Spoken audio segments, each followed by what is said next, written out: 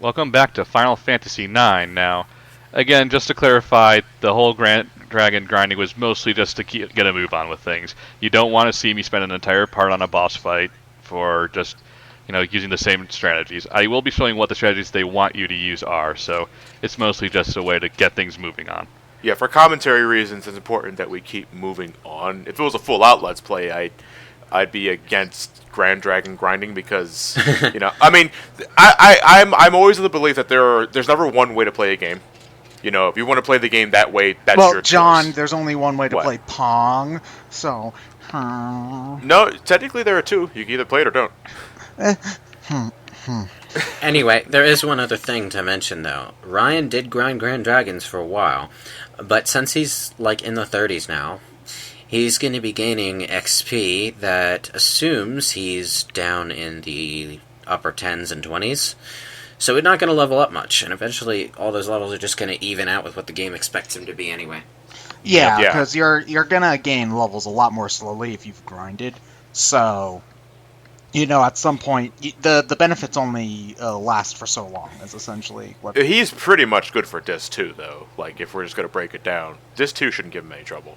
Nope. At all. But yeah, for commentary purposes, it's just to get a move on, and that's why I'm absolutely fine with it. I'm just busting Ryan's balls, last part. Yep. Limit now, Grand Dragon grind. Back to what's going on. We could go and save Burmecia, but... we gotta go find out what Garnet and Steiner are doing. Yeah, I actually forgot about this segment, because there's a short non-combat section where you're playing as Steiner and Garnet that sets up where they are at the beginning of Disc 2. And they have all your stuff for some reason. Garnet as well.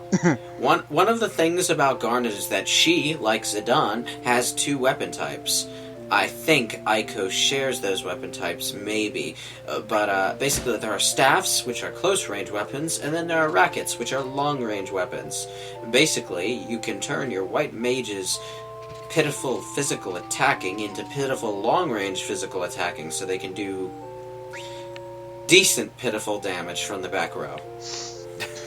Well, that's kind of what I did with Rosa in Final Fantasy IV, because she could use arrows, and so I stuck her in the back row and had her use her bow.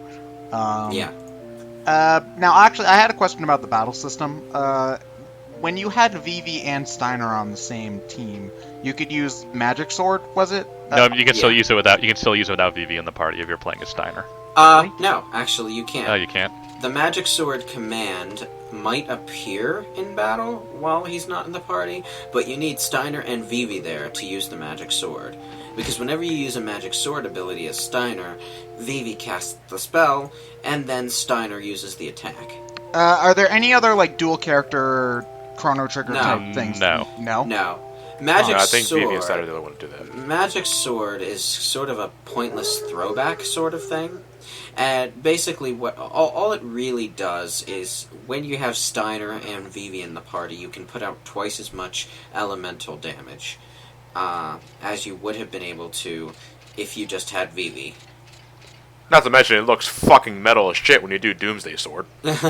Doomsday Sword is actually the only other sort of, how do I say it, good reason to use Magic Sword, because when you cast the Doomsday spell, it affects everything on the battlefield, including your party. Now, there is a way with certain equipment to absorb Doomsday's darkness element so that you get healed by it while the enemy is taking damage.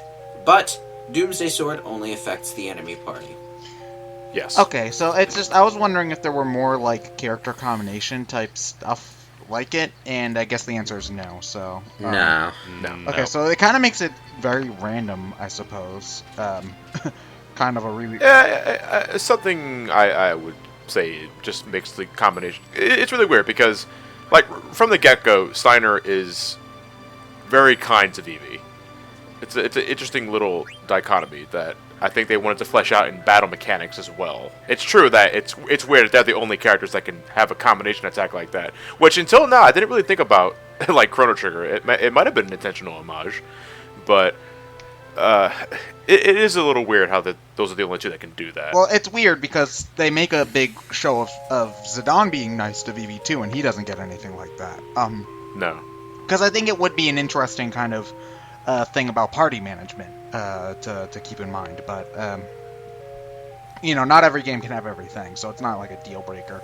It's just odd that it's only like this. Oh my god, look at how he's got. Back to normal.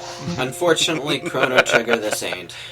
Yeah. No, I like Chrono Trigger. I have assorted issues with it. Namely, there's a lot of stuff that is regarding the time travel that you wouldn't know to do, like to leave certain chests unopened in order for you to get better stuff in a different time period. Like that doesn't. Which makes no fucking sense. Yeah. But it was a good game. That was actually one of those RPGs that I played halfway through and then stopped like 3 times before I finally finished it. For real.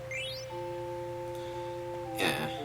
It's like there's but I was just mostly getting at the combination spells Chrono Trigger had.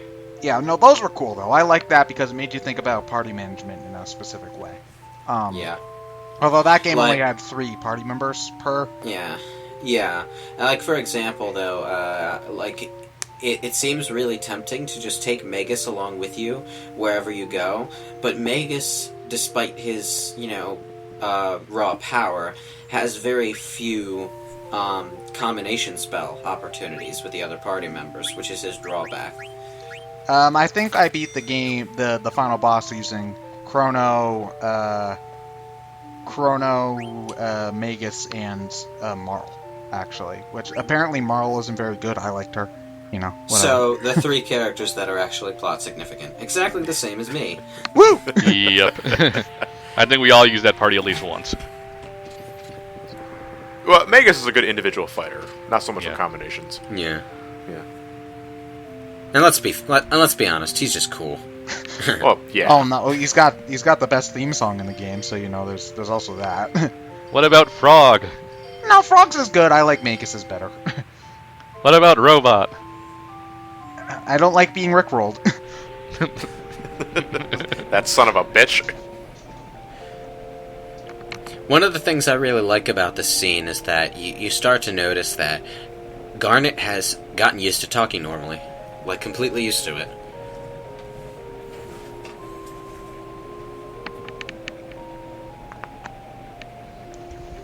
And now she's telling Steiner to stop. Cut that shit out. Do it or you're fired. It just kind of struck me as a nice character moment though, because you finally see Garnet has adjusted to acting like a normal civilian. But we're back in Gizmaluke now. We could go and save Burmecia, but Oh no, he died. If only we weren't grinding Grand Dragons for the past 20 hours. Maybe we could have done something. all the experience. And you guys gave me shit for Chocobo Hot and Cold. I guess we gotta do some Grand Dragon genocide too. In other news, the local ecosystem is ruined. Pest infestation is at an all-time high due to a lack of local predators, particularly Grand Dragons, which have received a massive spike in population. And Ragtime Mouse was just elected mayor. Oh no! No wonder the economy's gone to shit. People have to play. He keeps giving away. He keeps giving away our budget in quiz games. True or false? I am a terrible mayor. False? What do? I don't want him to get mad at me, but I can't. I want the money.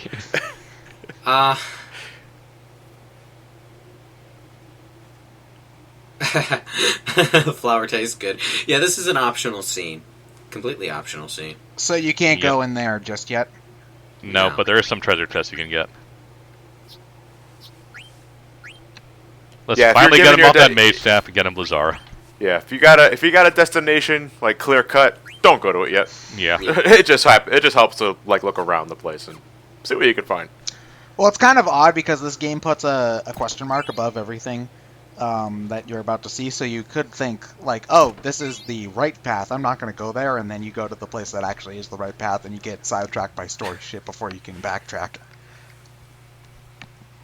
But it's usually pretty clear which way you're supposed to be going. Oh yeah, I know. But I'm thinking more of I mentioned this way back when we were in the ice cavern, but I went down one path thinking that it was going to be the wrong path so that I could get the stuff, and that was the path that led me to the boss fight. I see you're going for a Chocograph treasure. Yep. What was with the giant tornado there? We'll see we'll later. Be going there in Disc 2. Okay. Yeah, there's an area hidden underneath the tornado that you can't get into now. Oh, I know. This entire section of the world map is the Burmecia territory. It consists of one town and one other town. Yeah! JRPG geography, everybody. I love JRPG geography.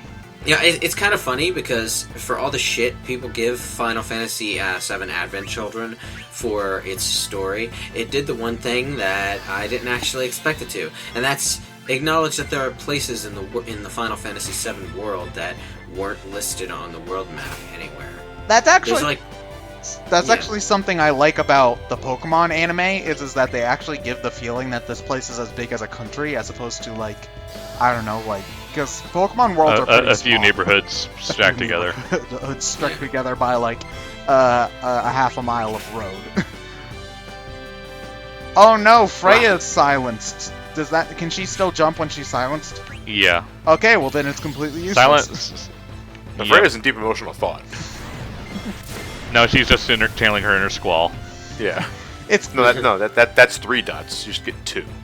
yeah, it's kind of like not when quite there. it's kind of like when when I had Vivi on my team get hit by blindness, I didn't bother curing it because it's not like I'm having him hit anything. What does Night do again? It basically is a sleep spell that puts everyone, including people on your party, to sleep. However, if you have Insomniac, it won't affect you, so yay.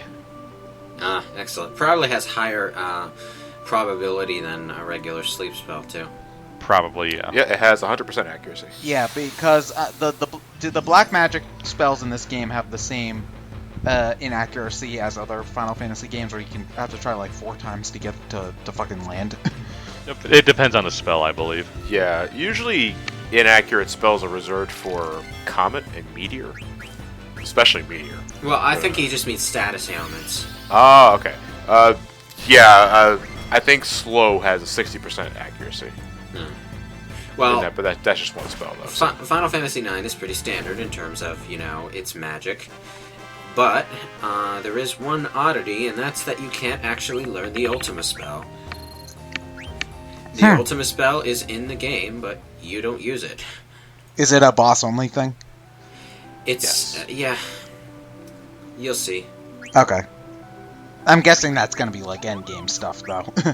Yeah, very end game. No, the Grand Dragon clan come back and wipe your party out. No! We shall avenge you! You know, wiping out an entire race like that is usually the start of somebody else's JRPG. Now that I think about it. Yeah, we're gonna start a journey with the Grand Dragons. We're gonna call it Grand Dragon Quest. Didn't we just fight this guy?